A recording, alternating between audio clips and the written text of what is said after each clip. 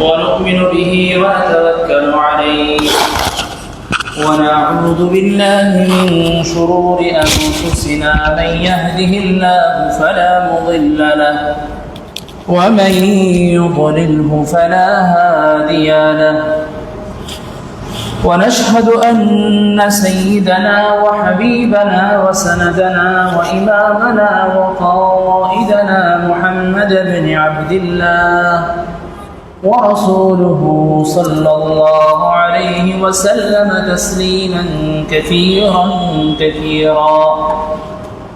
اللهم صل على محمد وعلى آل محمد كما صليت على إبراهيم وعلى آل إبراهيم إنك حميد مجيد.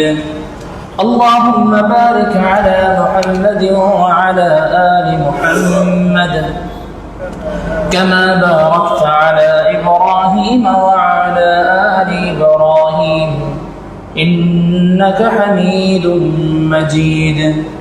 سبحانك لا علم لنا إلا ما علمتنا إنك أنت العليم الحكيم.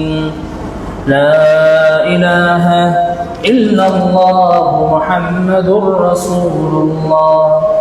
لا إله إلا الله محمد رسول الله. أما بعد فأعوذ بالله من الشيطان الرجيم. بسم الله الرحمن الرحيم.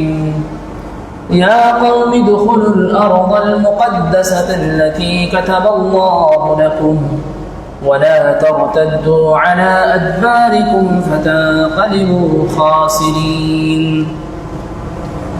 وقال النبي عليه الصلاة والسلام لا تشد الرحال إلا إلى ثلاثة مساجد: المسجد الحرام ومسجد الرسول صلى الله عليه الصلاة والسلام ومسجد الأقصى.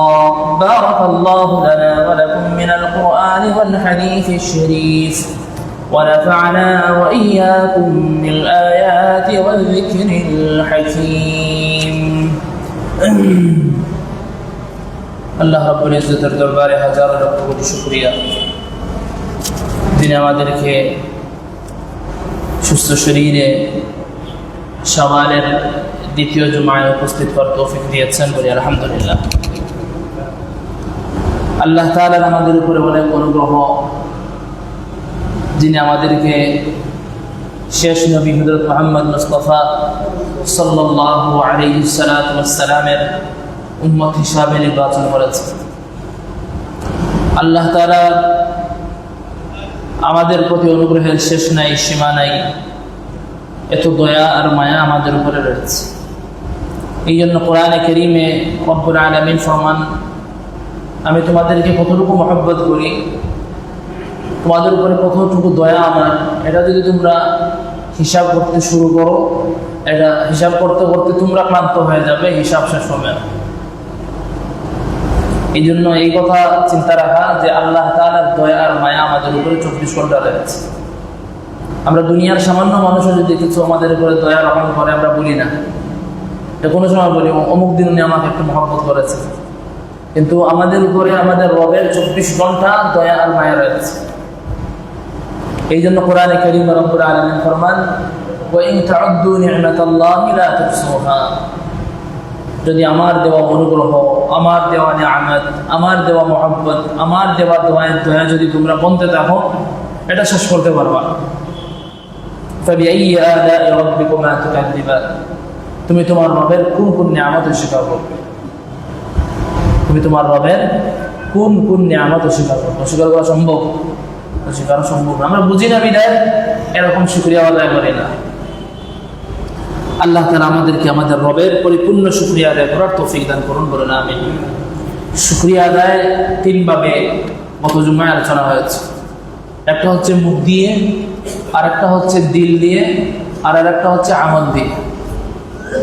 জবান দিয়ে আলহামদুলিল্লাহ বলা, দিল দিয়ে আল্লাহর উপরে খুশি থাকা, আর তৃতীয় হচ্ছে আল্লাহর দেওয়া সমস্ত আদেশ নিষেধ মেনে চলা, এটা হচ্ছে আল্লাহ তাআলার শুকরিয়া। আল্লাহ তাআলার কি শুকরিয়া। আল্লাহ তাআলা আমাদেরকে যেরকম ওনার প্রশংসা করলে খুশি হন, এরকম প্রশংসা করার তৌফিক দান করুন, বলেন আমিন। আল্লাহ তাআলার প্রশংসা করলে, আল্লাহ তাআলার শুকরিয়া আদায় করলে আল্লাহ তাআলা খুশি হয়ে গুনাহকে মাফ করে দেন, বলেন না সুবহানাল্লাহ। আল্লাহ বলেন তুমি আমার উপরে খুশি হয়ে আলহামদুলিল্লাহ বলো, আমিও তোমার উপরে খুশি হয়ে তোমার গুনাহকে মাফ করে দেব। আমরা কত মজার মজার খানা খাই। রাসূল ফরমান কেউ যদি পুরা খানা খায় আর খাওয়ার পরে এই খানার দোয়া করে অথবা এতটুকু বলে আলহামদুলিল্লাহ, তাহলে পুরা খানাটা আল্লাহ তাআলা সে জিকিরের চিরটা লিখে দিবেন। এই জন্য আমরা যদি আল্লাহকে খুশি করতে পারি আল্লাহ তাআলার প্রশংসা দিয়ে, আর দুনিয়ার মানুষকেও খুশি করতে হলে কিছু প্রশংসা করা লাগে। কি করা লাগে? প্রশংসা করা লাগে, যেটাকে আমরা বলি ফার্ম। সিলেটি ভাষায় কি ফার্ম দিস না, তো আল্লাহ তাআলা তো এটা বলবেন। আল্লাহ তাআলা দুনিয়ার মানুষ যেরকম প্রশংসা ছাড়া খুশি হয় না, আল্লাহ বলেন আমিও প্রশংসা ছাড়া খুশি হব না। এই জন্য কোরআনে কারীমে আল্লাহ তাআলা প্রশংসা দিয়েই শুরু করেছেন, আলহামদুলিল্লাহি রাব্বিল আলামিন। আল্লাহ তাআলা যেরকম চান এরকম ওনার শুকরিয়া আদায় করার তৌফিক দান করুন, বলেন আমিন। এটা হচ্ছে আল্লাহ তাআলার অনুগ্রহ। আরেকটা অনুগ্রহ আল্লাহ তাআলা আমাদেরকে এমন এমন জায়গায় সিজদা দেওয়ার অনুমোদন দিয়েছেন, পূর্ববর্তী কোনো উম্মতকে এরকম সিজদা দেওয়ার অনুমোদন দেন নাই। রাসূল করিম সাল্লাল্লাহু আলাইহি ওয়াসাল্লাম ফরমান, আল্লাহ তাআলা আমাকে এত কিছু দিয়েছেন, এত বিশেষ বিশেষ কিছু মর্যাদা দিয়েছেন, অন্য নবীর উম্মত, অন্য নবীকে এরকম দেওয়া হয় নাই, নবীর উম্মতকেও দেওয়া হয় নাই। রাসূল কি বলেন? আল্লাহ তাআলা আমাকে এমন কিছু কিছু অনুগ্রহ, এমন কিছু কিছু নিয়ামত দিয়েছেন, এটা অন্য কোনো নবীকেও দেওয়া হয় নাই, নবীর উম্মতকেও দেওয়া হয় নাই। সাহাবায়ে কেরাম বললেন কি? তো রাসূল করিম সাল্লাল্লাহু আলাইহি ওয়াসাল্লাম বললেন যে আল্লাহ তাআলা পুরো দুনিয়াকে আমার জন্য সিজদা দেওয়ার জায়গা বানিয়ে দিয়েছেন। বলে সুবহানাল্লাহ, এটা কত বড় নিয়ামত। এখন দেখেন, ইহুদি ধর্ম বলেন, খ্রিস্টান ধর্ম বলেন, হিন্দু ধর্ম বলেন, যদি বড় ধর্ম না, কিন্তু তারা যেহেতু বলে ধর্ম, উপস্থিত থেকে যদি মেনেও নেই ধর্ম, এতগুলা ধর্মের প্রত্যেকটা ইবাদত করতে হয় তাদের উপাসনালয়ে। কেউ বলে গির্জা, কেউ বলে মন্দির, কেউ বলে, মানে এক একজনের এক এক নাম, মানে এই জায়গা ছাড়া ইবাদত কবুল হয় না। এটা কত কষ্ট না? কথার কথা, যদি আমাদের এরকম দেওয়া হইতো যে এই এরিয়ার মানুষের শেখ সানাউল্লাহ ছাড়া সিজদা দিলে সিজদা কবুল হবে না, কথার কথা, কিরকম জুলুম হইতে চিন্তা করে, কোমরে বেদনা নিয়েও আসতে, হ্যাঁ, আল্লাহকে খুশি করতে হইলে যাওয়া লাগবে। তো রাসূল ফরমান যে আমার উম্মতকে আল্লাহ তাআলা এত অনুগ্রহ দিয়েছেন, মসজিদেও সিজদা দিলে যেরকম খুশি হন, দুনিয়ার যে জায়গায় সিজদা দিবে আল্লাহ এর চেয়েও বেশি খুশি হবেন। এই জন্য এটাও আল্লাহ তাআলার ইহসান আর অনুগ্রহ আমাদের উপরে, আমাদেরকে আল্লাহ তাআলা দুনিয়ার প্রত্যেক জায়গাকে সিজদার উপযোগী বানিয়ে দিয়েছে। এই জন্য রাস্তাঘাট সবগুলা শরীয়তের হুকুম হইল পবিত্র। মানে আপনি বলবেন কুকুর যায়, গরু যায়, বাস শরীয়ত বলছে এটা পবিত্র, ঠিক আছে, যেতে পারে, কিন্তু এই যে রোদ পড়তেছে, বৃষ্টি হচ্ছে, চোখ পরিষ্কার হয়ে যাচ্ছে। যেমন আপনি যদি বলেন যায় নামাজ আনি নেই, কিভাবে রাস্তায় নামাজ পড়বো? না, রাস্তায় নামাজ পড়ে ফেলবে, রাস্তা পবিত্র। রাস্তা কি? যদি আপনার সামনে যদি নাপাক থাকে তাহলে এটা নাপাক, আর না এটা পবিত্র। কোনো ঘাসে আপনার কিছু সাথে নাই, বাস নামাজের জন্য দাঁড়ায় আছেন, এটা পবিত্র আপনার জন্য, এটা কি পবিত্র? কারণ আপনি যদি বলেন আমি তো বহুত আগে দেখেছিলাম গত বছর এখানে কুকুর আপনার তার মল ত্যাগ করছে, বাস এই কথার কোনো বিধান নাই, বাস এটা পবিত্র, তুমি নামাজ পড়ে শেষ।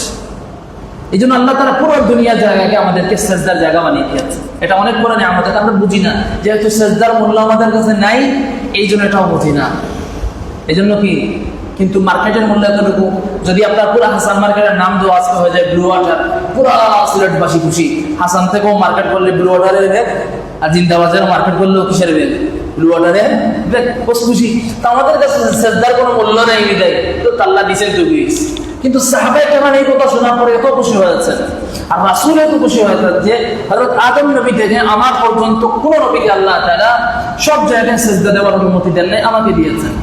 তো সাহাবায়ে কেরাম বলেন শুধু আপনাকে, শুধু আমাকে না, তোমাদেরকেও সব জায়গায় সিজদা দেওয়ার অনুমতি দিয়েছেন। এই জন্য আল্লাহ তাআলা শুকরিয়া আদায় করা, রব তোমাকে যে জায়গায় সিজদা দেব তোমাকে আমি পাবো। আর হিন্দুদের মতো যদি মন্দির ছাড়া না হয় ইবাদত কবুল, তাহলে সব কিছু শেষ হয়ে যেত। আল্লাহ তাআলা আমাদেরকে আল্লাহ তাআলা শুকরিয়া সিজদা দিয়ে আদায় করার তৌফিক দান করুন, বলেন আমিন। তো সবচেয়ে বেশি খুশি হন রব্বুল আলামিন সময় থাকলে, সুযোগ থাকলে মসজিদে সিজদা দেওয়াকে। কোন জায়গায় সিজদা দেওয়াকে? মসজিদে। মসজিদের সিজদাকে আল্লাহ তাআলা বেশি খুশি হন। কারণ কি দেখেন, মসজিদকে আগে বলে, যে জায়গায় সিজদা দেওয়া হয় তাকে কি বলে? মসজিদ বলে। যে জায়গায় সিজদা দেওয়া হয় তাকে মসজিদ বলে। হ্যাঁ, আপনি রাস্তায় সিজদা দিতে পারবেন, এটা মসজিদ না, এটা হচ্ছে উপস্থিত টাইমে সিজদা দিয়েছেন, এটা সিজদার জায়গা। কিন্তু মসজিদ হচ্ছে যখন এটা ওয়াকফ হয়ে যায়, কিয়ামত পর্যন্ত এটা সিজদার জায়গা থাকে, এটাকে পরিবর্তন করতে পারবে না। কিন্তু রাস্তার জায়গা পরিবর্তন হয়, দোকানও হইতে পারে, গাড়ি পার্কিং করার জায়গা হইতে পারে। এই জন্য আল্লাহ তাআলা সবচেয়ে বেশি খুশি হন মসজিদের সিজদা দ্বারা। এই জন্য আল্লাহ তাআলা মসজিদের সিজদা দ্বারা খুশি হন। এটার দলিল হাদিস থেকে শুনেন। দুনিয়ার মধ্যে সর্বশ্রেষ্ঠ মসজিদ কোনটা? মসজিদুল হারাম। মসজিদুল হারাম সবচেয়ে শ্রেষ্ঠ মসজিদ। এই জন্য এই জায়গায় সিজদার মূল্য কতটুকু? এক সিজদা 1,00,000 সিজদার চেয়েও সওয়াব বেশি। সুবহানাল্লাহ। এক সিজদা 1,00,000 সিজদার চেয়েও মূল্য বেশি। এক রাকাত নামাজের সওয়াব 1,00,000 রাকাত নামাজের সওয়াব বেশি। কারণ কি? মুহাদ্দিসিন একরাম দেখেন, মসজিদে যেহেতু সিজদা এটার আলাদা মর্যাদা, এই জন্য আল্লাহ তাআলা মসজিদুল হারামকে আলাদা করে দেখিয়ে দিয়েছেন। আর সব জায়গায় সিজদার জায়গা, কিন্তু মসজিদুল হারামের সিজদাটা আমার কাছে লক্ষ সিজদা থেকে উত্তম। লক্ষ সিজদা থেকেও কি? 2 নম্বর মর্যাদার দিক দিয়ে 2 নম্বর মসজিদ কোনটা? মসজিদুন নববী। মসজিদুন নববী। মসজিদুন নববী বলা হয়, মসজিদুর রাসূল বলা হয় সাল্লাল্লাহু আলাইহি ওয়াসাল্লাম। মসজিদে নববীর সিজদার মূল্য কতটুকু? 50,000 সিজদা দিলে যে সওয়াব, মসজিদে নববীর এক সিজদার সেই সওয়াব। বলেন না সুবহানাল্লাহ। মসজিদে নববীর এক সিজদার সেই সওয়াব। 3 নম্বর আসেন মসজিদের দিক দিয়ে, মর্যাদার দিক দিয়ে 3 নম্বর মসজিদ কোনটা? মসজিদুল আকসা। মসজিদুল আকসা মর্যাদার দিক দিয়ে পুরো দুনিয়ার মধ্যে শ্রেষ্ঠ মসজিদ মসজিদুল হারাম। মর্যাদার দিক দিয়ে দ্বিতীয় মসজিদ হচ্ছে মসজিদুল নববী, আর 3 নম্বর হচ্ছে মসজিদুল আকসা। মসজিদুল আকসার এক সিজদার মূল্য কতটুকু? মসজিদুল আকসার সিজদার মূল্য বলবো না, শুনেন, রাসূল ফরমান, কেউ যদি মসজিদুল আকসায় যায় শুধু নামাজ পড়ার জন্য, আল্লাহ তাআলা তাকে এত পবিত্র করেন, যেরকম মার পেট থেকে বের হইলে কোনো গুনাহ থাকে না, এরকম আল্লাহ তাকে করে দেন। কিন্তু দুনিয়ার মধ্যে সর্বপ্রথম যে মসজিদ বানানো হয় মসজিদুল হারাম, আর মসজিদুল হারামের পরে যে মসজিদ বানানো হয় মসজিদুল আকসা, আর মসজিদুল আকসার পরে যে মসজিদ বানানো হয় মসজিদুল নববী। এই জন্য আল্লাহ তাআলা মসজিদের সিজদাকে আমাদের জন্য অনেক গুরুত্বপূর্ণ করেছেন, সাথে সাথে এটা মর্যাদাও আল্লাহ তাআলার কাছে অনেক রয়েছে। এই জন্য মসজিদুল হারামের ইতিহাস প্রত্যেকের জানতে হবে, যেহেতু আমরা মুসলমান, যেহেতু আমরা কি মুসলমান। রাম মন্দির হিন্দুদের সবচেয়ে বড় যে মন্দির, তাদের ঐতিহাসিক যে মন্দির, যে মন্দিরে পূজা করলে হাজারো পূজার চেয়ে উত্তম, এটা হচ্ছে হিন্দুদের রাম মন্দির। তো এটার ইতিহাস হিন্দুরা সবাই জানে। হিন্দুরা কি সবাই জানে, আর মুসলমান তার মসজিদুল হারামের ইতিহাস জানে না। এটা তো বললাম না, এটা দরকার নাই। তো ইবাদত তো কি মরার সময়, জিকির আজকার কি মরার সময়, হুজুরদেরকে চিনি কখন? মরার সময়। মরার সময় সবগুলো, এর আগে তো আর আমার বাহাদুরি, এর আগে কি আমার বাহাদুরি। এই জন্য এই ইতিহাস মুসলমান জানে না, ইতিহাস মুসলমান জানে না। এই জন্য প্রত্যেক মানুষকে, প্রত্যেক যুবককে, প্রত্যেক নারীকে মসজিদুল হারামের ইতিহাস জানা হচ্ছে তার জন্য আবশ্যক। আজকে মসজিদুল হারামের ইতিহাস বলবো, মসজিদুল হারামের ইতিহাস সামনের সপ্তাহ পড়াশোনা বলবো। দ্বিতীয়ত হচ্ছে প্রত্যেক মানুষ তার নেতার বাড়িকেও চেনা দরকার, যত নম্বর বাড়ি হোক, যত নম্বর বাড়ি হোক, যেভাবেই বাঁচানো যায় এটা বাঁচানো প্রয়োজন। বাঁচায় দেওয়া প্রতিশোধ নেওয়ার জন্য জান দিতেও প্রয়োজন। কিন্তু আমাদের নেতা হযরত মুহাম্মদ মুস্তাফা সাল্লাল্লাহু আলাইহি ওয়াসাল্লামের যে বাড়ি ছিল, যে জায়গায় তিনি শেষ পর্যন্ত হিজরত করে স্থান করে নিয়েছিলেন, কোন জায়গায়? ধানমন্ডি, গুলশান, সিলেট। কোনটা? মসজিদুন নববী। মদিনার ইতিহাস। কিসের ইতিহাস? মদিনার ইতিহাস। মুসলমান তার মসজিদের হারাম জানে না, তার মূল্য নাই, তার কাছে সিজদার কি প্রয়োজন? তার 1,00,000 সিজদা, বাস একসাথে জান্নাতে চলে যাবে গরু সিংহি দিয়ে, কোনো প্রয়োজন নেই। তো 70,000 টাকা গরু দিয়া বাস ডাইরেক্ট জান্নাত। তো কি দরকার তার মসজিদের হারাম কেউ চিনা? সিজদা দেওয়ারও কি প্রয়োজন? দ্বিতীয়ত সে তার নেতাও নির্ধারণ করতে পারে নাই। তার নেতা কোনটা? হযরত মুহাম্মদ মুস্তাফা সাল্লাল্লাহু আলাইহি ওয়া সাল্লাম, নাদউ কুল্লা উনাসিন বিইমামিহিম, কিয়ামতের ময়দানে আমি প্রত্যেক জাতিকে তার নেতা সহ রাখবো। সাহাবায়ে কেরাম বললেন, আমাদের নেতাকে? রাসূল ফরমান, আমার চেয়ে বড় নেতা কে আছে? আমি তোমাদের নেতা। মসজিদেও তোমাদের নেতৃত্ব দিই, বাহিরেও নেতৃত্ব দিই, রাষ্ট্রেও নেতৃত্ব দিই। কিয়ামতের দিন আমাকে যখন ডাকা হবে, আমাদের সাথে তোমরা এমনি থাকবে, চিন্তার কোনো প্রয়োজন নাই। বলে সুবহানাল্লাহ। 3 নম্বর হচ্ছে মুসলমানদের জানার প্রয়োজন মসজিদুল আকসা। কি? মসজিদুল আকসা। মসজিদুল আকসা কেন জানবেন? রাসূলকে জানতে হলে মসজিদুল আকসাকেও জানতে হবে।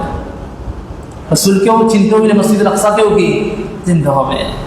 রাসূল করিম সাল্লাল্লাহু আলাইহি ওয়াসাল্লামকে আল্লাহ তাআলা একটা লকব দিয়েছিলেন, ইমামুল মুরসালিন। ইমামুল মুরসালিন। তখন রাসূল সবার শেষে আসছেন। কিয়ামতের ময়দানে হযরত আদম আলাইহিস সালাতু ওয়াস সালাম, রাসূলেরও কিন্তু আদি পিতা, রাসূলেরও বাপ, রাসূলেরও কি আমাদের যেরকম বাপ বনি আদম, রাসূলেরও বাপ কি হযরত আদম আলাইহিস সালাতু। কিয়ামতের ময়দানে আদম আলাইহিস সালাতু ওয়াস সালাম দেখবেন আমার চেয়েও বেশি মর্যাদাবান তো আমার ছেলে। তো আল্লাহ তাআলা কিয়ামতের ময়দানে কাউকে ছোট করবেন না, সবাইকে সমান মর্যাদা দিবেন। কিন্তু দুনিয়াতে আল্লাহ তাআলা এমন সিস্টেম ধরাইছেন যে সিস্টেমে কিয়ামতের ময়দানে প্রত্যেক নবী বলবেন না, সমাজের সব নবী থেকে শ্রেষ্ঠত্ব দরকার হযরত শেষ নবী মুহাম্মদ মুস্তাফা সাল্লাল্লাহু আলাইহি ওয়াসাল্লাম। এটা কারণ বলি, বুঝেন বিষয়টা, ভালো করে বুঝেন। পরে বললাম আপনাকে সম্মান দেওয়ার জন্য বলছি, বিষয়টা বুঝেন। কেন আল্লাহ তাআলা রাসূলের মর্যাদা তো দিয়েছেন, কিয়ামতের ময়দানে এই মর্যাদা দিবেন।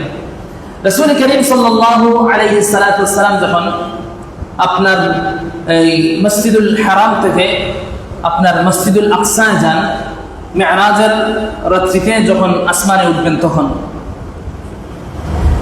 মুসলিম শরীফের হাদিস, লম্বা হাদিস, রাসূল ফরমান আমার বুরাকটা এখানে পার্কিং করা হয়েছে। বুরাকটা আবার হযরত জিবরিল বাইদা রাখছেন। এখান থেকে একটা মাসআলা নির্গত হয়, আপনি পরিপূর্ণ তাওয়াক্কুল করবেন আপনার পরিপূর্ণ শক্তি দিয়ে নিজেকে হেফাজত করার পর। নিজেকে কি এখন আপনি যদি বলেন না চলে গেলে আর কি, তাওয়াক্কালতু আলাল্লাহ হাসবি আল্লাহ, এই হাসবি আল্লাহ দ্বারা আল্লাহ খুশি হবেন। আপনার বাড়ি আগে তালা মারেন, গাড়ি আগে ভালো করে তালা মারেন, এরপরে বলেন তাওয়াক্কালতু আলাল্লাহ। আপনি সংসারের মোটরসাইকেল নিয়ে বের হইলেন আর এদিকে বললেন বিসমিল্লাহি তাওয়াক্কালতু আল্লাহ, শুনলাম তো একজন ফেরেশতা দেখেন, কই মুসিবত কেন? প্রথমেই তো গাড়ি ইঞ্জিনে ডিস্টার্ব হবেই। তো হযরত রাসূল করিম সাল্লাল্লাহু আলাইহি ওয়াসাল্লামের যে গাড়ি ছিল বুরাক, যেটা সওয়ারি ছিল, এই সওয়ারিকে হযরত জিবরিল বাইদা রাখছেন। না এখানে কোনো চুর ছিল? এটা উম্মতকে শেখানোর জন্য, তুমি তোমার মালের হেফাজত করতে গিয়েও যদি কারো জান চলে যায়, আল্লাহ তাআলা তাকে শহীদের মর্যাদা দিবেন। এই জন্য জান মালের হেফাজত করা প্রত্যেকের জন্য জিম্মাদারি। জান মালের হেফাজত করা যেটা প্রত্যেকের জন্য জিম্মাদারি। আর জান মালের যারা ক্ষতি করে, জান মালের উপর যারা আক্রমণ করে, এগুলোই মহাপাপ। এগুলোই কি মহাপাপ, মনে রাখবেন। জান মালের হেফাজত করা যেরকম ফরজ, আরেকজনের জান মাল নষ্ট করা এটা হচ্ছে মহাপাপ। আল্লাহ তাআলা আমাদেরকে মানুষের জান মাল নষ্ট করার থেকে হেফাজত রাখুন, বলেন আমিন। তো রাসূল করিম সাল্লাল্লাহু আলাইহি ওয়াসাল্লাম মসজিদুল আকসা ঢুকছেন। ঢোকার পরে 2 রাকাত তাহিয়াতুল মসজিদ নামাজ পড়ছেন। তাহিয়াতুল মসজিদ নামাজ পড়ছেন। তাহিয়াতুল মসজিদে যখন ঢুকেন, তখন ঢুকেই দেখেন হযরত মুসা আলাইহিস সালাম, বুখারী শরীফের রায়াত।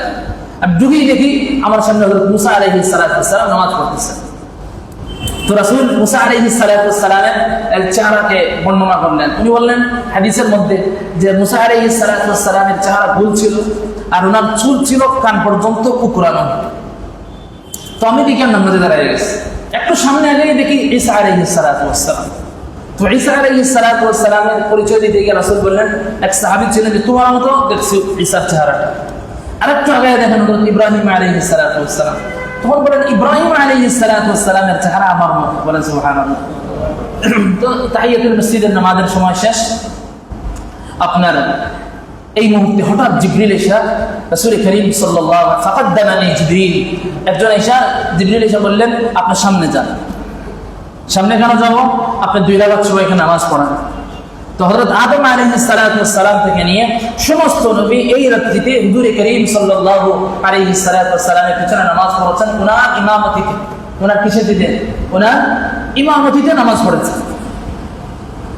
এই জন্য এই যে নামাজ পড়েছেন তখন সব নবী বলেছেন তিনি কবুসুল ফাদ্দালনা বা'দাহুম আলা বা'দ, হ্যাঁ নবীরা তো সব বরাবর, তাদের মর্যাদাও বরাবর, তাদের কোনো হিসাব নাই, কবরের প্রশ্ন নাই, কিয়ামতের ময়দানে কোনো টেনশন নাই, আরশ আজিমের নিচে ছায়া, জান্নাতুল ফেরদাউসে জায়গা, সমস্ত নবী। তবে আল্লাহ তাআলা মর্যাদা দিয়েছেন। তো দেখলাম শেষ নবী হযরত মুহাম্মদ মুস্তাফা যদি মর্যাদা না দিতেন উনি আমাদের নামাজ পড়াইতেন না। এই জন্য ইমামদেরকে মর্যাদা দেওয়া, আমাকে তো মর্যাদা দেন, আমি নতুন করে বলতেছি না, যদি না দিতেন বলতাম না, বুঝছেন? তো এই মসজিদ না, সব মসজিদের, দুনিয়ার গ্রামের হোক শহরের হোক, ইমামুল মুরসালিন রাসূলের মর্যাদা ছিল এই ইমামতির কারণে। এই জন্য রাসূল ফরমান যিনি খলিফা হবেন ওনার এতটুকু যোগ্যতা থাকতে হবে উনি নামাজ পড়াবেন। কি পড়াবেন? নামাজ পড়াবেন। আবু বকর সিদ্দিক রাদিয়াল্লাহু আনহু খলিফা হওয়ার পরে নামাজ পড়িয়েছেন, ওমর রাদিয়াল্লাহু আনহু নামাজ পড়িয়েছেন, উসমান যেই খলিফা হইতেন নামাজ পড়াইতেন। এই জন্য এই মসজিদ না, সব মসজিদের ইমামকে কি দেওয়া? মর্যাদা দেওয়া, তার যতটুকু মর্যাদা ততটুকু দেওয়া। মর্যাদায় কোনো অসম্মানহানি করা, এটা রবের সামনে আপনার আদালতে বিচার, আল্লাহর সামনে বিচার হবে। আল্লাহর সামনে কি হবে? আল্লাহর সামনে বিচার হবে, মনে রাখবেন।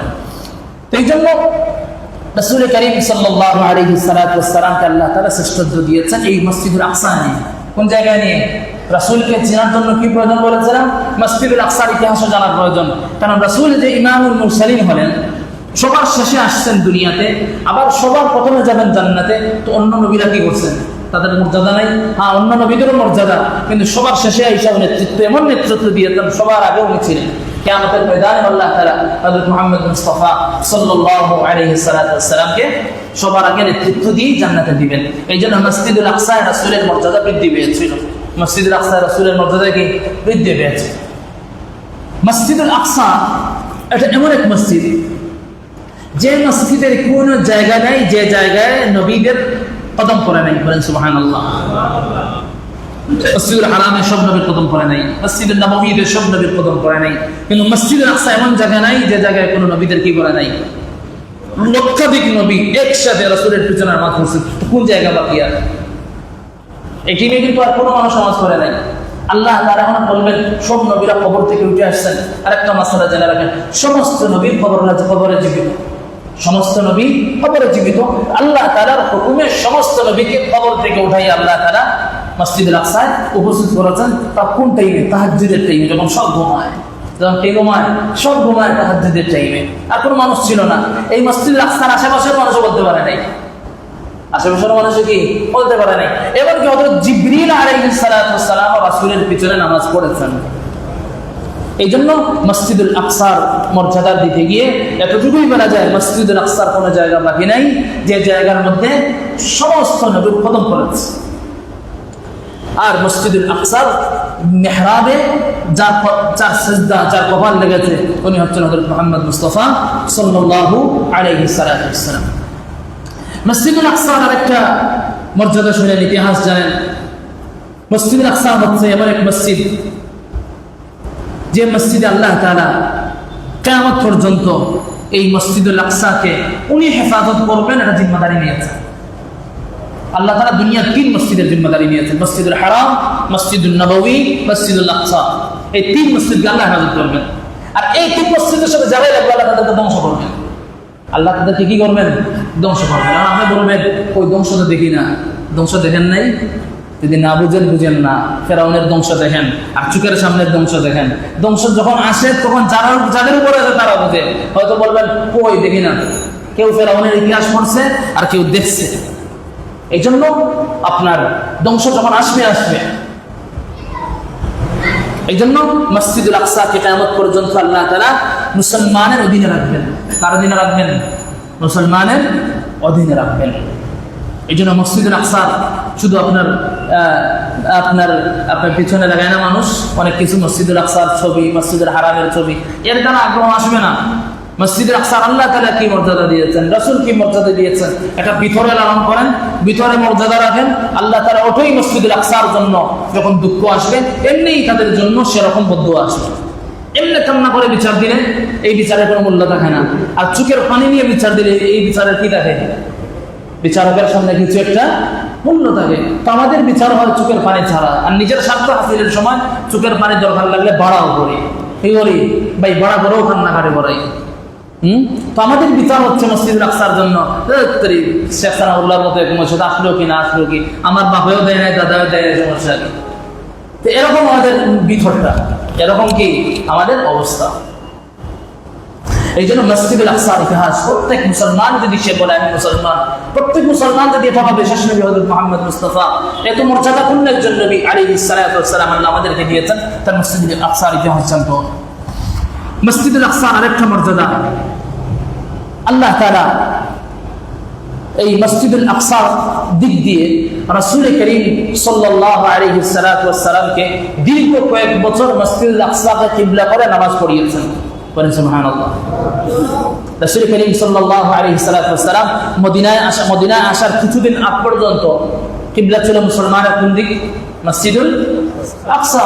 এখন অনেকে বলবে এখনো যদি আমাদের কিবলা বাইতুল্লাহ না হইয়া মসজিদুল আকসাতে জান দিয়ে দিতাম, ভাই আমরাও সেই সুনাউল্লাহ জান দিত না গো, হ্যাঁ কি জান দিত না? 60-এর পরে 70-এর পরে 80-এর পরে মসজিদুল হারাম ছিল আর জান দিত কি?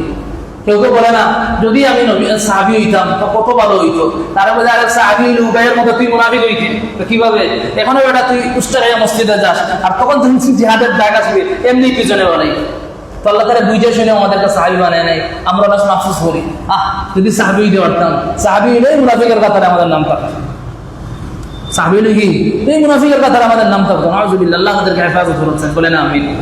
সব সময় মতো আমাদেরকে দিয়েছেন, যেরকম ফির এরকম মুরিদ। অনেকে বলে হাসান বসরিকে পাই নাই, খাজা মঈনুদ্দিন চিশতি রহমাতুল্লাহ আলাইহিকে পাই নাই। আরে ভাই তারা যেরকম ছিল মুরিদরা সেরকম, এখন আমি যেরকম আমার ফিরও কি সেরকম। তার সে পেশাব করে পানি খরচ করে না, তার ফিরও করে না, এটা ফিরের সুন্নত, তার সুন্নত এটা ফিরের সুন্নত। হ্যাঁ, ফিরেরও নামাজ নাই, শুক্রবার ছাড়া মুরিদেরও নাই, তো তার যেরকম মুরিদ এরকম কি তার কি? তো আল্লাহ তাআলা যেরকম আশরাফ আলী থানভী রাহিমাহুল্লাহ ওয়াল্লাহু মারকাতাহু কে ওনার কিছু মুরিদানদের প্রশ্ন করলো যে আপনাকে তো আমরা পেয়েছি আলহামদুলিল্লাহ, আমরা যদি আগের আরো কিছু বুজুর্গকে পাইতাম, তাবেঈনদেরকে পাইতাম, তো উনি উত্তর দিয়েছিলেন, ওনার জীবনীতে লেখা আছে তোমরা যেরকম আমি তানবীও সেরকম, আমাদের নিকট তানবী অনেক বড়। আর তখন খালি মাইট ছিল মাদানী তানবী মারামারি, তো বলছে না, তো তখন ওনার মুরিদরা বলতেছে আপনার আগে যদি কোনো তাবেঈকে পাইতাম তারপরে তাবেঈনদেরকে পাইতাম কতই না ভালো হইতো। তুমি উত্তর দিয়েছিলে তোমরা যেরকম মুরিদ তোমাদের পীরও সেরকম। তো এই জন্য আল্লাহ তাআলা আমাদেরকে প্রত্যেককে মসজিদুল আকসা এটা কিবলা ছিল, মুসলমানের প্রথম কিবলা কে ছিল? মসজিদুল আকসা। আর দ্বিতীয় কিবলা হয়েছে মসজিদুল হারাম। দ্বিতীয় কিবলা কি? মসজিদুল হারাম। রাসূল করিম সাল্লাল্লাহু আলাইহি ওয়াসাল্লামের মনের একটা আশা ছিল যদি মসজিদুল আপনার হারামকে আল্লাহ তাআলা আমার কিবলা বানায় দিতেন, নিজের জন্মভূমি ছাড়ছি, আচ্ছা তাহলে মদিনায় দাঁড়ায়ও নামাজটা পড়তাম, আর ভিতর এটা থাকতো আমি কাবার সামনে দাঁড়ায় আছি, আমি কাবার সামনে। এটা রাসূলের মনের তামান্না ছিল। قد نرى تقلب وجهك في السماء فلنولينك قبلة ترضاها فولِ وجهك شطر المسجد الحرام।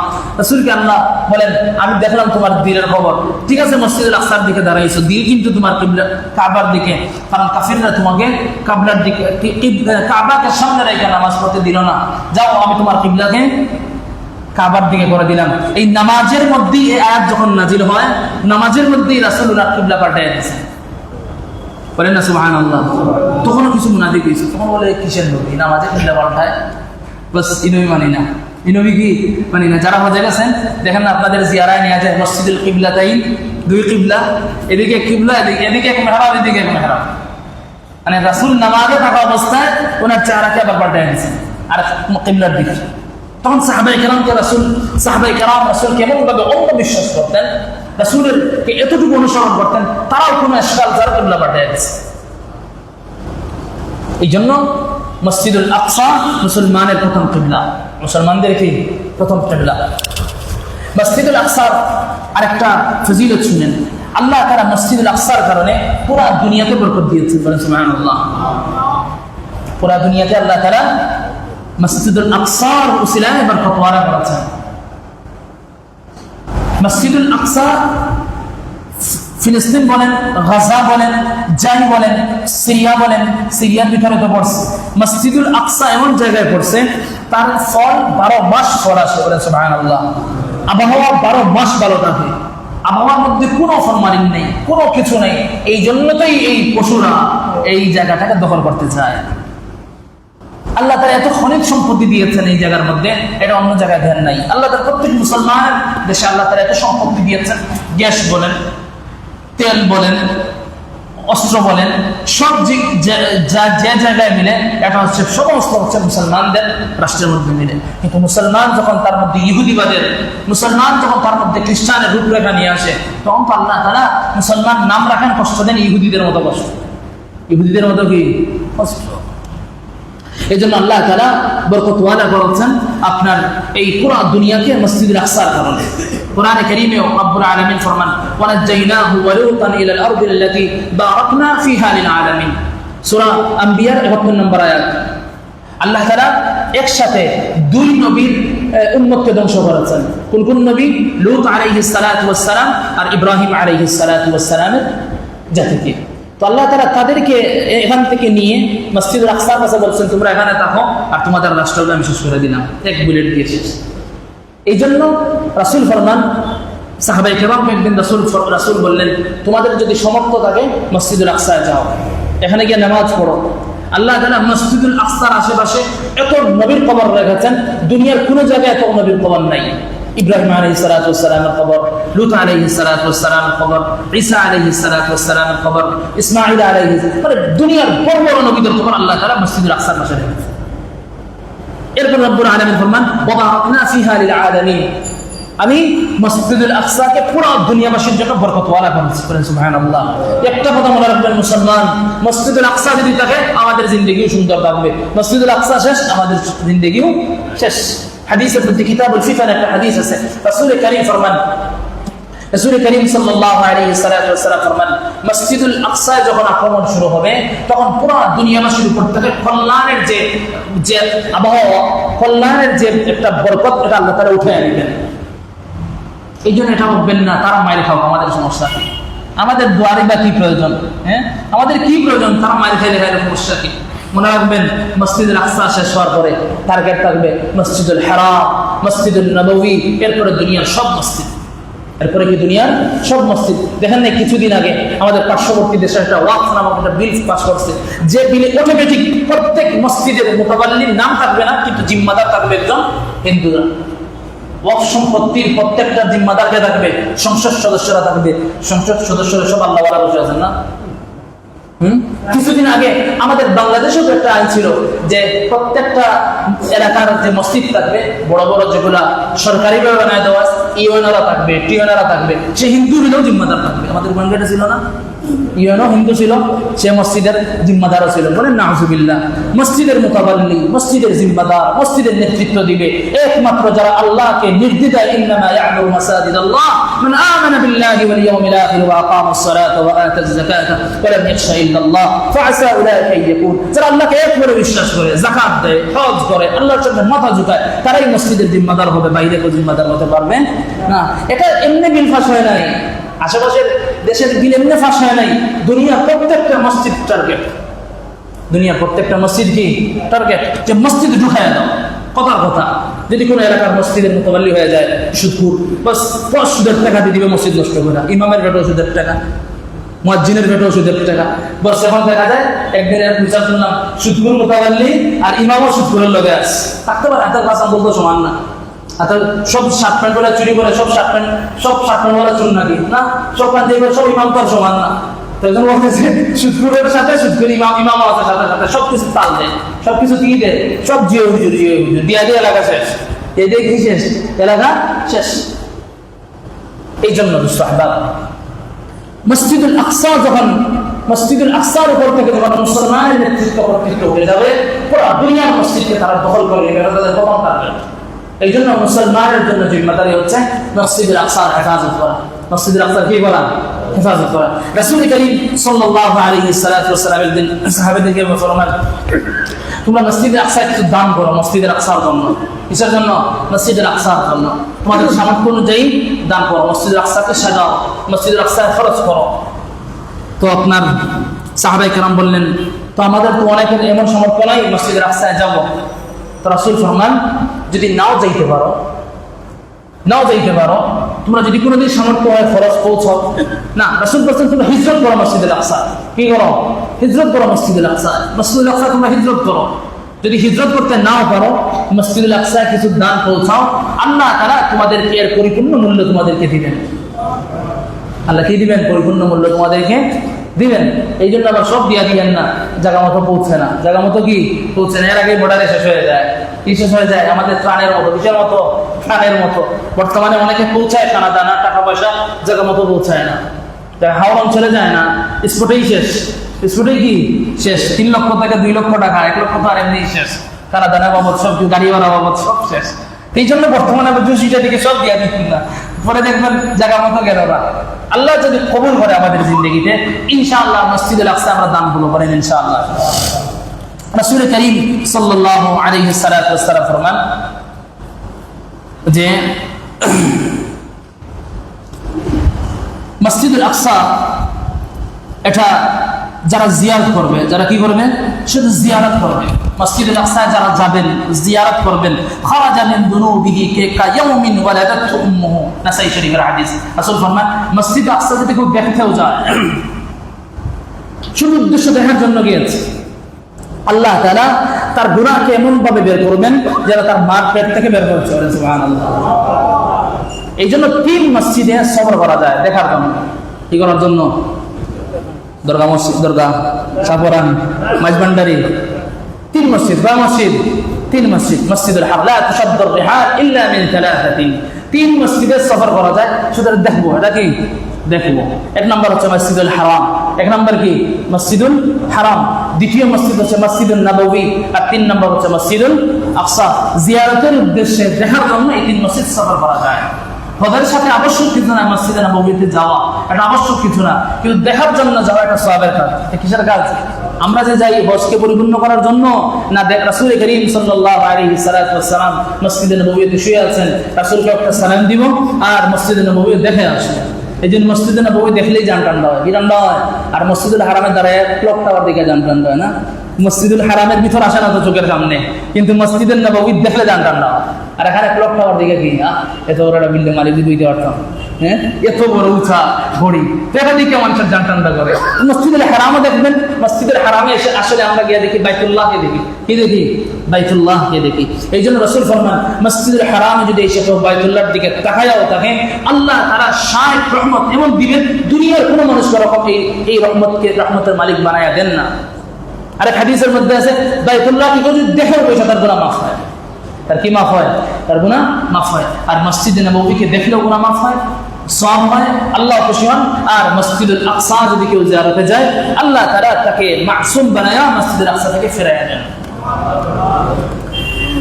রাসূল করিম সাল্লাল্লাহু আলাইহি ওয়াসাল্লাম ফরমান কিয়ামত পর্যন্ত লা তাযালু তাইফাতুম মিন উম্মতি যাহিরিনা আলাল হক হাত্তা ইয়াতি আমরুল্লাহ ওয়া হুম আলা যালিক। বিভিন্ন রাওয়ায়াতে বিভিন্ন হাদিস আসছে। তো ইবনে মাজাহ শরীফের হাদিস, এটা হচ্ছে বুখারী শরীফের হাদিস। রাসূল করিম সাল্লাল্লাহু আলাইহি ওয়াসাল্লাম ফরমান কিয়ামত পর্যন্ত একটা দল, তাইফা, একটা দল সব সময় হকের উপরে থাকবে। কিসের উপরে থাকবে?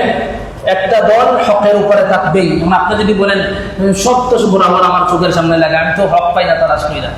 আমি কি পাই না? আমরা তো এখন হুজুরও পাই না, পীর সাহেবও পাই না, ভালো মানুষও পাই না, ভালো একটা ভিক্ষুকও পাই না, সব সমান। সব কি? সব সমান। তো রাসূল ফরমান না, এখন ভালো মুজাহিদও পাই না, একজন এক এক মুজাহিদের বিরুদ্ধে কথা বলে, বাস মানুষের সন্দেহ জাগে উঠছে।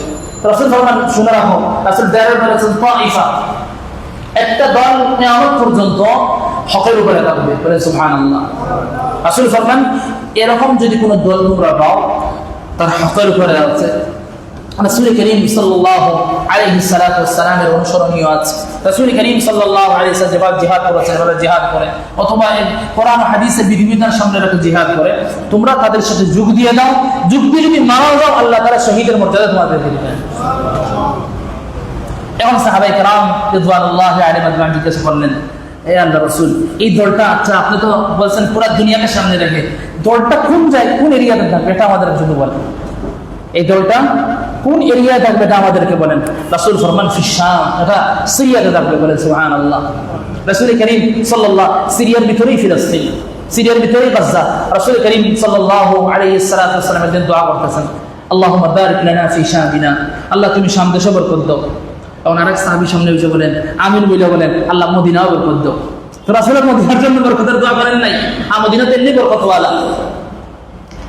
কাবাতের কিন্তু খাস ভাবে পুরো দুনিয়ার মধ্যে যে এরিয়ার জন্য, যে শহরের জন্য, যে দেশের জন্য দোয়া করেছেন, এটা হচ্ছে সিরিয়া। এটা হচ্ছে কি, রাসূল ফরমান এই সমস্ত মুজাহিদিনরা থাকবেন ফিলিস্তিনের আশেপাশে, সিরিয়ার মধ্যে থাকবেন। আল্লাহ তাদেরকে মওত পর্যন্ত তারা এমন মুজাহিদ থাকবে। ঈসা আলাইহিস সালাতু ওয়াস সালাম যখন মসজিদুল আকসা এসে আবার ডাক দিবেন ইহুদিদের বিরুদ্ধে, তখন এই সমস্ত মুজাহিদিনরা আবার হযরত ঈসা আলাইহিস সালাতু ওয়াস সালামের সাথে ওনার নেতৃত্বে আবার জিহাদে বের হবে। তখন আপনি অমুক দল তমুক দল না, আমার বলছি না, এগুলো থাকবে না। তখন থাকবে ঈসা আলাইহিস সালাতু ওয়াস সালামের বাহিনী। এই ইহুদিদেরকে পুরো দুনিয়া থেকে ধ্বংস একসময় তাদের হয়ে যাবে। এখন যেরকম ইহুদিরা, কত ইহুদি মারছিল আপনার, কোনটা কে মারছিল ইহুদি? হিটলার না? আর মাইরা কয়টা রাখছিল? এক দুইটা। তাই কি বলছিল? ইতিহাস যদি সত্য, এক দুইটাকে রাখছি, দুনিয়ার মানুষ যেন জানে ইহুদি কিসকো কাটতে। হ্যাঁ, ইহুদি কাকে বলে এটা চেনার জন্য। ইহুদি কাকে বলে? রাসূল করিম সাল্লাল্লাহু আলাইহি ওয়াসাল্লাম অনেক দিল নরম ছিল। রাসূলের মতো দিল এর কোনো কেউ নাই। আল্লাহ তাআলা রাসূলের দিল যে নরম ছিল এর প্রশংসা স্বয়ং কোরআনে করেছেন। ফাবিমা রাহমাতিন মিনাল্লাহি লিনতা লাহুম ওয়া লাউ কুনতা ফাজ্জান গালিযাল কলবি লানফাদ্দু মিন হাওলি। তোমার দিল তো নরম থাকার কারণে সব মানুষকে আল্লাহ তোমার আশেপাশে দিয়ে দিয়েছেন। কিন্তু রাসূল এই প্রথম ছিল মদিনা থেকে, জাজিরাতুল আরব থেকে ইহুদিদেরকে খাদাও। ইহুদিদেরকে কি খাদাও? এগুলোর সাথে আমার কোনো আপোষ নাই। রাসূলের প্রথম মিশন ছিল মদিনা থেকে যে সমস্ত মানুষকে বের করে দিয়েছেন। এখনো আপনারা বলবেন তাদের মধ্যে তো অনেক ভালো মানুষ, বলেন নাউযুবিল্লাহ। কিন্তু নাম বলার দরকার নাই, বিতর্কের খারাপ হইলে কি? মানুষ ভালো, মানুষ কি আল্লাহ বলে নিকৃষ্ট পারে, আমরা বলি কি খুব সুন্দর হুজুর ব্যবহার, কথাবার্তা খুব মিল, আল্লাহরে বিশ্বাস করে না, ভালো মানুষ। আল্লাহ ইন্না শাররাদ দাওয়াবি ইনদাল্লাহি আল্লাযীনা কাফারু। আল্লাহ নিকট সবচেয়ে নিকৃষ্ট শুয়োর থেকেও খারাপ, যে আমাকে মানে না, আমাকে বিশ্বাস করে না। আমাদের নিকট হয়তো আমেরিকা 100-200 মিলে, এই জন্য ভালো। এই জন্য কি? এই জন্য ভালো। রাসূল ফরমান যে আপনার এই মসজিদুল হারাম, এই মুজাহিদিনরা থাকবেন ফিলিস্তিনের আশেপাশে, কিসের পাশাপাশি? এই এরিয়ার পাশাপাশি। আর ইহুদিদেরকে শেষ করবেন, একেবারেই নির্মূল করবেন কে? হযরত ঈসা আলাইহিস সালাতু ওয়াস সালাম। একটা কথা মনে রাখবেন, ইহুদিদের বড় বাড়ি নেই, জাওয়াত সন্তান। বলেন কি সন্তান? আরো জোরে কি সন্তান? আজকে তাকে বললেন তাদের মধ্যে তো নিরহ আছে, এরকম মারা কি ঠিক? এই সমস্ত মুজাহিদের জন্য মারা তো এটা ঠিক না, না যায়। বলেন নাউযুবিল্লাহ। হ্যাঁ, এই জন্য একজন বলছিলেন, তুমি যদি আহলে হাদিস হইতে চাও, শাইখুল ইসলাম ইবনে তাইমিয়া রাহিমাহুল্লাহর মতো হও, ইবনে জাওজি রাহিমাহুল্লাহর মতো হও, আরবদের মতো, পাঁচটা গোলামদের মতো আহলুল হাদিস নাম দিও না ভাই। হ্যাঁ, তারা আমাদের সব শেষ করে আর আমাদের দরদ উঠলে পড়ে। কি বলে? দরদ উঠলে পড়ে। এই জন্য ইহুদিদের জাত সন্তান, তাদের কোনো জায়গা করবারই নেই। এটা কোরআনের দলিল। দুরিবাত আলাইহিমুয যিল্লাতু আইনামা সুকিফু। এগুলা জিন্দেগিতে জিল্লত, অপদস্থ, দুনিয়ার কোন জায়গায় তাদেরকে জায়গা দেয় না। আমেরিকা জায়গা দেয়? ডোনাল্ড ট্রাম্পের একটাও সিকিউরিটি আছে ইহুদি? একটাও নাই। সিকিউরিটি তার বলেন একটাও নাই। তার যত আপনার ট্রাম্প বলেন, এশিয়া বলেন, যা কিছু আছে, ট্রাম্প বলেন আর ট্রাম্প বলেন, সব দুনিয়া কোন জায়গায় ইহুদিনে কপি রাখে না, আশেপাশে রাখে না। বা এগুলো হচ্ছে বিশ্বাসঘাতক, এগুলো হচ্ছে নাফরমান। এগুলো আমার পাশে থেকে এক পেইটে টাকা তার সাইডে 20 দিবে না, আমার সাইডে 20 মেরা দিবে। তার নাম ইহুদি। তার নাম কি? ইহুদি। কিন্তু এই যারা সন্তানকে লালন পালন করে ইউরোপিয়ানরা। কে লালন পালন করে? ইউরোপিয়ানরা, মুসলমানকে ধ্বংস করার জন্য। খানা দেয় তা হোক। আর্মিতে কারা থাকে বেশি? আর্মি দেখেন ইউরোপিয়ানদের, পশ্চিমাদের আর্মি দেখেন অধিকাংশই যাদের মারও ঠিকানা নেই, বাপেরও ঠিকানা নেই। আমরা এনে এতিমখানা দিই আর তারা এনে আর্মি বানায়। তুই বললো কিছু নাই, তারও কিছু নাই, যা পাইবে অফা বোনাস, যা আছে ভোগ বিলাস। তোর কি লাগবে বলে কিন্তু এদিকে শেষ করতে। এই জন্য ইহুদিদের সবচেয়ে খারাপ যে তাদের অবস্থা, তাদের বরবারি নেই, কি নাই? এতিমের মতো, কোনো দেশ জায়গা দেয় না। এই জন্য বলছে এক কাজ কর, তোমরা যদি জেরুজালেম নাম দিছে তারা জেরুজালেম, তোমরা যদি সিরিয়াকে আজকে থেকে বলবেন সিরিয়া, জেরুজালেম বলবো না, আজকে থেকে বলবো সিরিয়ার একটা অংশ ফিলিস্তিন। তোমরা যদি সিরিয়াকে, তারা বলে জেরুজালেমকে যদি দিয়ে দিতে পারো, তোমাদেরকে আমরা ভালো একটা জায়গা করে দিব। আসলে যখন কোনোদিন করতে পারবে না, যদিও করে ফেলে কোনোদিন সামান্য সময়ের জন্য, আবার লাভ মেরে ফেলে গিয়ে তখন বলবে আরবটা আগে দেয় আমাদেরকে, এরপরে করে দিব। আপনি কোনোদিন দেখছেন আরবের কোন শাইখের সাথে আইসা ইহুদিরা বৈঠক করে? না, ভিতরে ভিতরে বৈঠক চালায়। কিন্তু হ্যাঁ, এটা দুঃখের বিষয়, দুবাই আরবের এক শাইখের মেয়ের বিয়েতে দুবাইয়ের প্রত্যেকটা শেখ, তারা তো আপনার শাইখ একটা, মানে আমরা আমাদের যেরকম হাজি সাহেব মানে দায়িত্ব হইলে মানে সম্মান দেয় তারা শায়েখ, আপনারাও পাইবেন না শায়েখ শায়েখ, বা আপনারাও তো পাবেন না। শায়েখ যে কত মূল্যবান শব্দ, শায়েখ অর্থ বৃদ্ধ, শায়েখ অর্থ কি বৃদ্ধ, আর আরেকটা শায়েখ হচ্ছে কোরআন ও হাদিসের পরিপূর্ণ ইলম যার মধ্যে রয়েছে। তো তারা হচ্ছে বৃদ্ধ বয়সে, তো একটা ইহুদির সাথে আরবরা নাচতেছে, বলেন নাউজুবিল্লাহ। তো তাদের প্রথম টার্গেট ইহুদিদের দিয়ে মসজিদুল আকসা শেষ করবে, দ্বিতীয় টার্গেট মসজিদুল হারাম শেষ করবে, তৃতীয় টার্গেট মসজিদুল নববী শেষ করবে। এই মুহাম্মদ বিন সালমান তার আগ পর্যন্ত কোন আপনার আল্লাহ তাআলা তো কোরআনে কারীমে এই ইহুদ নাসারা সমস্ত বিধর্মীদের জন্য কাবা এরিয়াতে ঢোকার জন্য নাজায়েজ করে দিয়েছেন।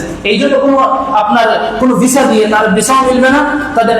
আপনার এই যে ভিসার যে আপনার যখন আমরা ভিসা পাস হই, যখন ভিসা দিয়ে ইমিগ্রেশন, কোনো ইহুদি, কোনো নাসারা, কোনো বিধর্মীদের সৌদিতে ইমিগ্রেশন হবে না। এটা হচ্ছে সৌদির মূল আইন ছিল।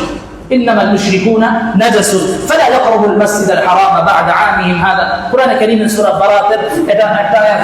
মুশরিকিনরা হচ্ছেন নাপাক, মসজিদুল হারামে তারা আসতে পারবে না। দেখা গেছে গত বছর, আগের বছর আমি যে উমরায় ছিলাম 2 বছর 1 বছর আগে, দেখলাম যে আপনার খ্রিস্টানরা আইসা দেখার জন্য আইসা, আমরা হাজিরা যে সমস্ত রুমে থাকে তারাও একটা ভাড়া নিয়ে থাকে, বলেন নাউজুবিল্লাহ। তো এটার জবাব দিয়েছিলেন আমার উস্তাদ তিরমিজি শরীফের আশরাফ মুদানি দামাত বারাকাতুহু, যে রাসূল বলেছেন কিয়ামতের আগে আবার ইহুদিরা আরবকে দখল করবে। আবার আরবকে কি এটা আফসোসের কোনো বিষয় না, এটা আবার তারা দখল করবে। কিন্তু আবার ঈসা আলাইহিস সালামের নেতৃত্বে, আবার হকপন্থী শায়েখদের নেতৃত্বে, হকপন্থী উলামায়ে কেরামের নেতৃত্বে আবার ইহুদিদেরকে লাথায় বের করে দেওয়া হবে আবার আরব।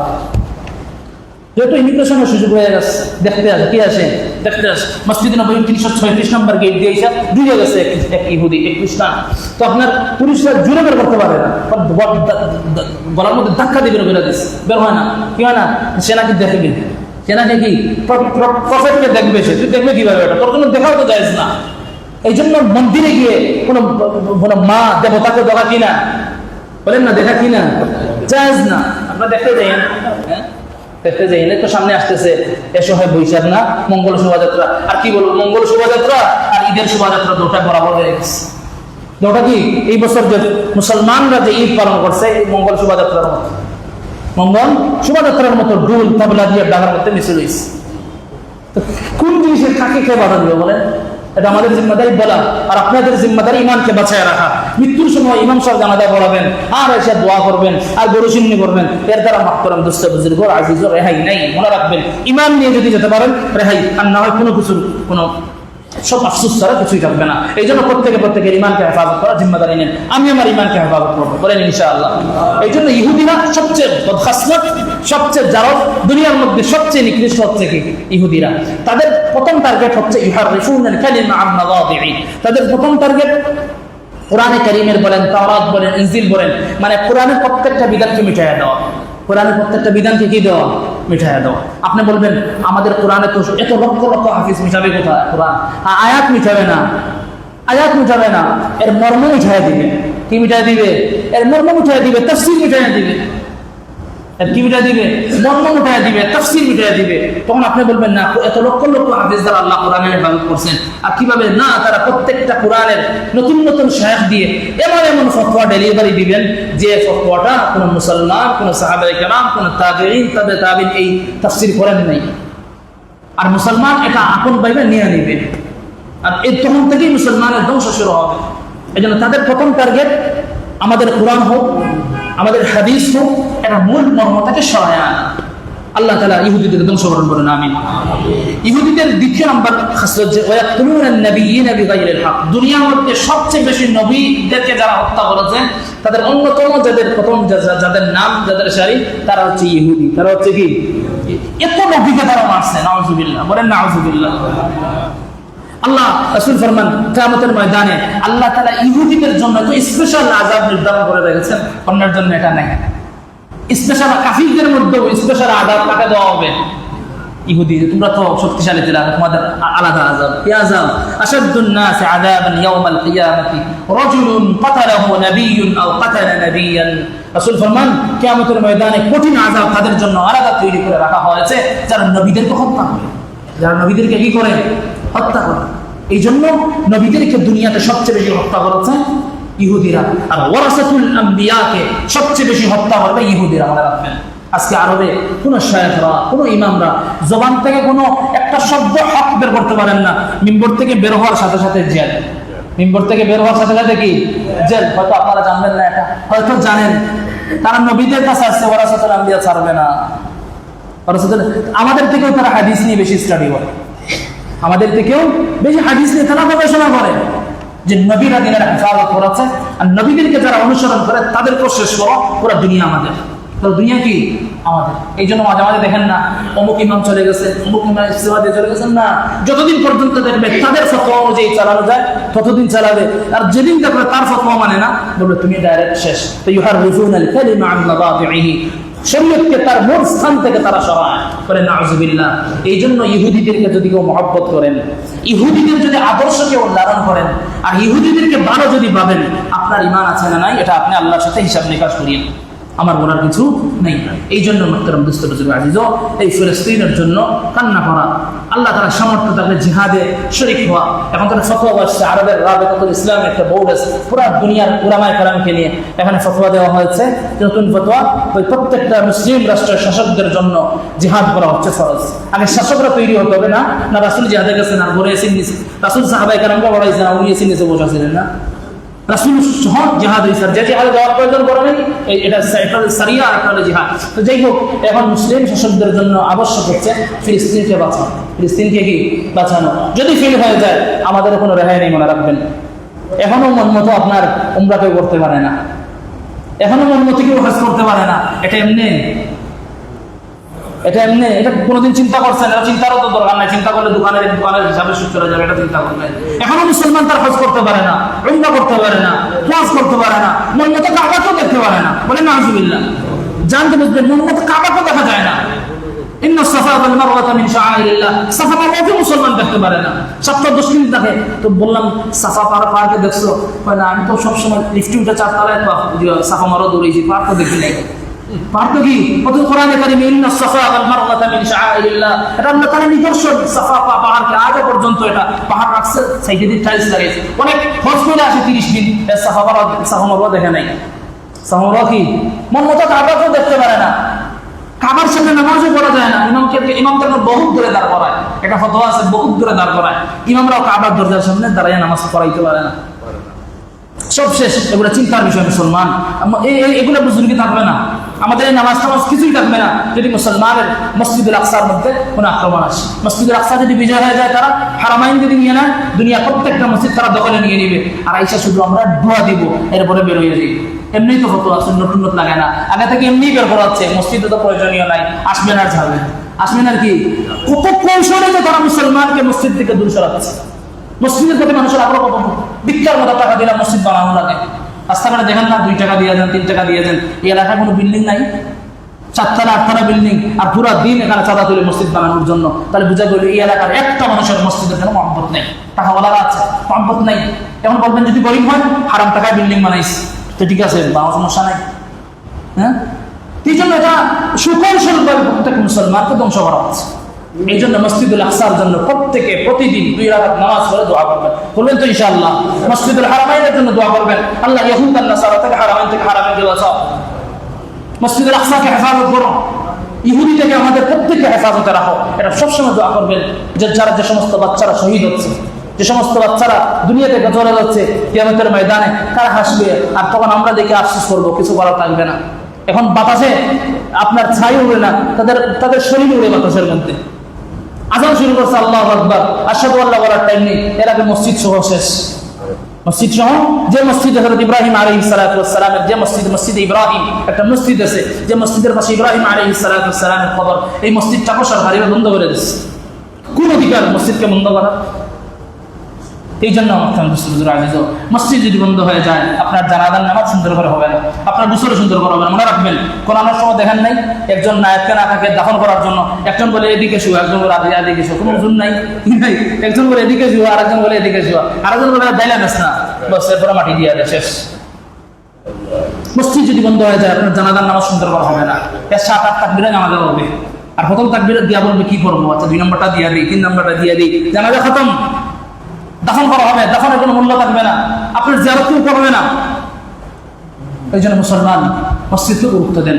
মসজিদুল আকসার শহীদদের জন্য দোয়া করেন। তাদের জন্য দোয়ার কি প্রয়োজন? তারা তো চলে গেছে, দোয়া করেন।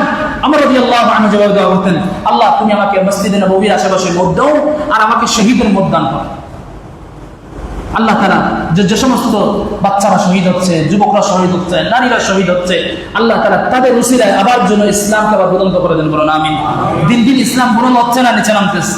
ইউরিদুনা লিইউতফিউ নূরাল্লাহি বিআফওয়াহিহিম আল্লাহু মুতিম্মু নূরিহি ওয়ালাউ কারিহাল কাফিরুন। দিন দিন তো আপনার আলো বাড়তেছে না, কমতেছে। এই জন্য একটা দোয়া লাগবে। কে লাগবে? দোয়া লাগবে। প্রত্যেকে দোয়া করবেন, নিজের সামর্থ্য দিয়ে প্রস্তুতি থাকবেন, নিজে মারামারি করে হাতটা ঠিক রাখবেন যদি কোনো সময় যাওয়া লাগে।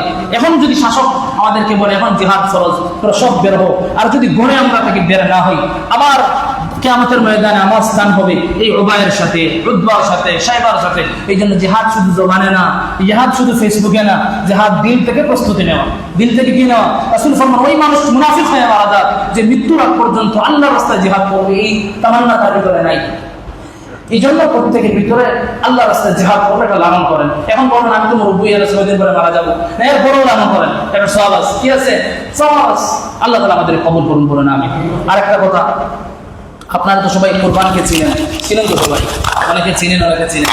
বেচারা কোরবান যেখানে ওখান ছিল প্রায় 1 ঘন্টা, আমরা ফকির ভাই সহ ওসমান ভাই সহ আমরা বারবিকিউ বানাইলাম। বানানোর পরেও খুব সিরিয়াস অবস্থা। তারপরে আইসিইউ ঢুকানোর পরে আল্লাহ আইসিইউ না, আল্লাহর রুমে 10 থেকে 15 মিনিট পরে তার পয়সা আসছে। আইসিইউর একদিনের আপনার আসে আপনার 12,000 টাকা। এখন তার অনেক টাকা আছে, এটা আপনারা অনেকে জানেন, কিন্তু উপস্থিত থেকে আমরা নিশ্চয় আমাদের কাছে কোনো টাকা নেই। টাকা দিলেন, গতকাল সব টাকা ব্যাংকে দিয়ে দিচ্ছে। এখন আমরা একটা পরামর্শ করলাম যে এখন আমাদের জিম্মাদার, তা আমাদের উপরে জিম্মাদার, একজন মুসলমান যখন অসহায় হয় আরেকটা মুসলমানের উপরে জিম্মাদারি থাকে হেফাজত করা। তো আমরা কিভাবে হেফাজত করবো? তো আমাদের তাকে আইসিইউ থেকে নিয়ে আসে, এটা আমাদের উপরে জিম্মাদারি। যেহেতু আমাদের মসজিদে থাকে, মসজিদে থাকা এটা শরীয়ত সম্মত কি না, এখন কোনো একটা প্রশ্ন দিলেন না, এটা ভিন্ন মাসালা। এখন দিলে দিবেন, না দিলে নাই, এক্সট্রা কোনো প্রশ্ন তুলবেন না।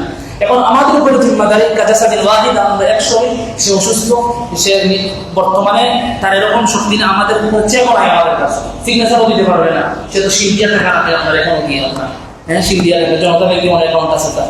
তখন তার কাছে কোনো টাকা নেই, 3,000 টাকা আমাদের পাওয়া গেছে তার কাছে, এখানে 50,000 টাকা পাওয়া যায়। এই জন্য আগে মাসটা করেছিলাম, জাকাত দিলে জাকাত আদায় হবে না, এমনি নফল দিলে আদায় হবে। এখন এই মুসিবত থেকে আপনার আমাদেরকে এরকম যেন আল্লাহ আমাদের কষ্ট না করেন, বলুন আমি কথা কথা আপনার টাকা গেছে, এখন যদি মুসিবতে আপনি পড়েন তো কিভাবে আপনি উদ্ধার করবেন? এটা চিন্তা ব্যাপার। দুনিয়া কত জায়গায় ঘুরাই, এখন যদি আমি এই মুসিবতের উপর, এরকম মুসিবত আমার উপরে আছে, আল্লাহ যেন এরকম আমাদেরকে মুসিবতে না ফেলে, এর জন্য একটা চিন্তা ভাবনা রাখি আমরা একজন বাহিরে অর্থাৎ মানুষ দ্বারা নামাজের করে একদিনে 12,000 টাকা আসে, নিম্নে 15-16,000 টাকা চলে আসে। আপাতত তাকে আইসিইউ থেকে বের করে তাকে নিয়ে আসে, আইসিইউ একদিনের 12,000 টাকা, তারা তাদেরও মসজিদ না ছাড়ও দিবে না। তো এই জন্য আপনারা সবাই দেওয়া যাবেন তো ইনশাআল্লাহ। এখানে তার দাম হবে, আপনারা সবাই দেওয়া যাবেন, যা আসে আমরা দিব ইনশাআল্লাহ। আর যদি কেউ করে ঋণ নেন, তাকে পরে নিয়ে আসবেন আমাদের, এরকম কোনো সমস্যা নেই, কিন্তু এরকম দেওয়া দেন, আশা করা যায় আপনারা যদি সবাই দেন এটা উঠে যাবে টাকা, ওনাকে আমরা উদ্ধার করতে পারবো ইনশাআল্লাহ। ওয়া আখিরু দাওয়ানা আলহামদুলিল্লাহি রাব্বিল আলামিন।